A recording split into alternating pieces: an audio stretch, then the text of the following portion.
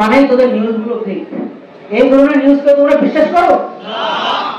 এই ধরনের যতগুলো নিউজ হয় বিএনপি ছাত্রদল এবং আমাদের মনে এবং আমাদের অন্যান্য অঙ্গ এবং সহযোগী সংগঠনগুলোর বিরুদ্ধে যতগুলো নিউজ হয়, তোমরা সবাই এই নিউজগুলোতে কমেন্ট করে, আমাদের বিরুদ্ধে নিউজগুলো হলে কমেন্ট করে প্রতিবাদ জানাবে, আমাদের পক্ষের নিউজ হলে ওয়েলকাম জানাবে।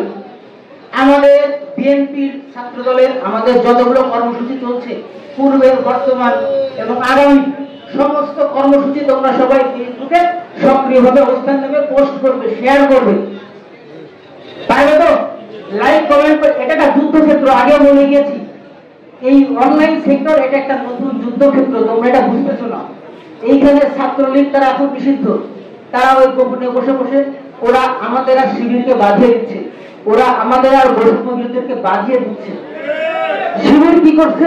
বৈষম্য বিরোধীদের জন্য আমাদের সাথে মিশতে না পারে, এই কারণে ওরা আমাদেরকে বাঁধিয়ে দিচ্ছে, দুই পক্ষকে বাঁধিয়ে দিচ্ছে। এইগুলো তোমাদেরকে সতর্ক থাকতে হবে, সক্রিয় অংশগ্রহণ থাকতে হবে। কি তোমরা কি পারবে?